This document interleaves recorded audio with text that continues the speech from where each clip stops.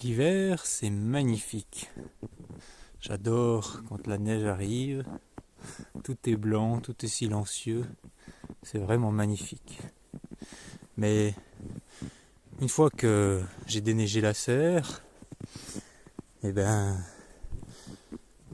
par ces temps-ci, de toute façon, ça sert à rien de déneiger les capteurs, hein. Ils sont pleins de neige. Et il fait pas bien chaud, donc je manque un peu d'électricité. Et un peu de sport. Alors si seulement j'avais un outil qui me permettait de faire du sport et de l'électricité, ce serait vraiment super. Alors voilà à quoi ça ressemble. Il y a mon vélo et il est monté sur un home trainer, hein, je ne sais pas comment on dit en français, mais voilà un support pour s'entraîner dans son appartement. Au home trainer, il y a un moteur qui est accouplé et tout ça est relié à un convertisseur DC, donc de courant continu. On va voir en détail pourquoi. Mais voilà le principe. Du coup, voici la liste détaillée du matériel avec les prix. Le home trainer 20 €, un accouplement flexible qui va permettre de relier le home trainer au moteur, hein. Et là c'est hyper simple puisque l'accouplement est simplement pris sur un écrou du home trainer là, qui dépasse à droite du home trainer, et puis ça tourne dans le sens du serrage, donc il n'y a aucun souci. Et de l'autre côté, on est pris directement sur l'arbre du moteur sans la roue dentelle. Après, ce moteur, il va nous sortir à peu près du 24 volts, et moi je chargeais la batterie de la Tiny en 12 volts. Donc il faut que je convertisse tout ça, et puis il faut aussi que je puisse régler à peu près la force que je vais mettre. Donc il me faut un petit convertisseur DC-DC qui va me transformer le 24 volts en quelque chose d'un peu plus élevé que le 12 volts, puisque si je veux que de l'énergie aille vers la batterie, il faut que je lui envoie plus que du 12 volts. Voilà.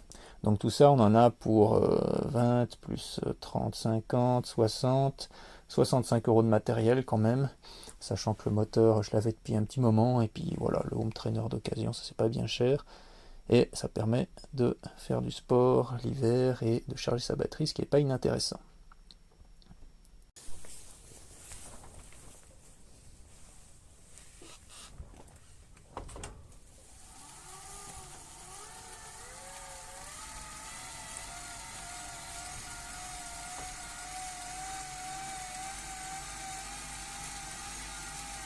Donc là, ce qui s'affiche, c'est la tension de ma batterie, 12,6 volts. Et si j'appuie là, c'est la tension du moteur qui s'affiche, donc 21 volts. Et puis si je pédale plus vite, voilà, là on arrive au 24 volts du moteur. Et puis si je pédale encore plus vite, ça va tourner. La tension va monter encore. Donc, moi ce que je vais faire, c'est que je vais mettre un petit peu plus que ces 12,5. Alors, juste que j'arrive. Donc,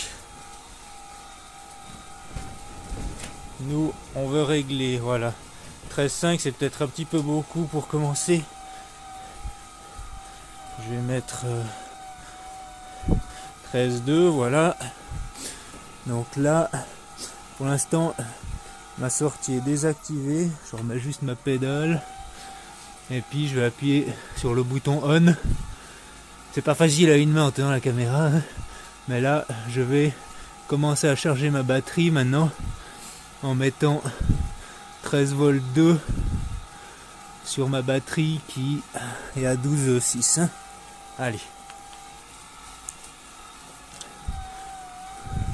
Voilà, là je sens que ça force un peu plus. Donc on voit en bas combien de watts électriques j'envoie, hein. Ça sert pas à grand chose aussi que je garde mon affichage de l'entrée. Je vais mettre la sortie. Voilà. Donc là, ma batterie est montée à 13,2 maintenant. Puis je la charge avec à peu près 20 watts, hein, c'est ce qu'on voit tout en bas, 19 et quelques, ça baisse. Parce que ma batterie est en train de charger. Donc là, 19 watts électrique, c'est pas grand chose, c'est peut-être 40 watts en pédalage. Si je veux augmenter cette puissance, il suffit que je monte un peu la tension. J'aurais peut-être dû laisser à 13,5, on va remettre à 13,5.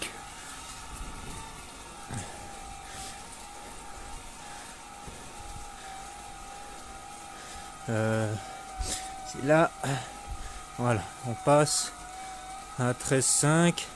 Puis là c'est automatique, hein. Donc là je sens que c'est un peu plus dur. Et puis voilà, je suis à 13,5.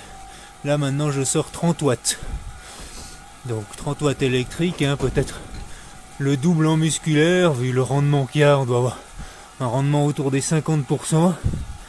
Bon, 30 ou 60 watts musculaire, là ça va encore, je pourrais monter un petit peu. On va essayer de monter encore un petit peu.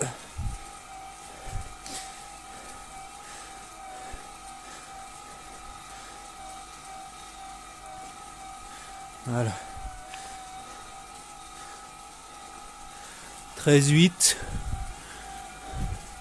Là, ça appuie fort, je sors 39 watts électrique. Voilà, là, ça commence à parler un petit peu. À une main sur le guidon, c'est jamais très simple. Mais je charge ma batterie à 40 watts. Et on va pédaler un moment comme ça réchauffe, ça fait du bien. Et en plus, je recharge ma batterie. C'est pas génial? Allez, on se revoit tout à l'heure.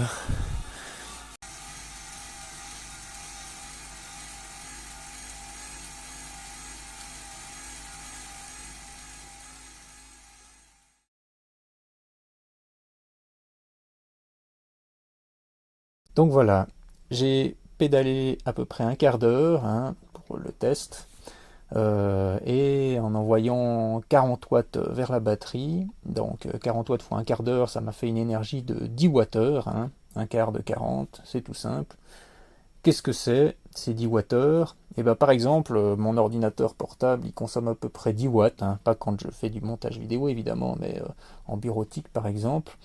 Donc si on divise les 10 Wh produits par les 10 watts du portable, ça fait que je pourrais l'utiliser 1 heure avec cette énergie. Donc voilà, c'est pas mal, hein.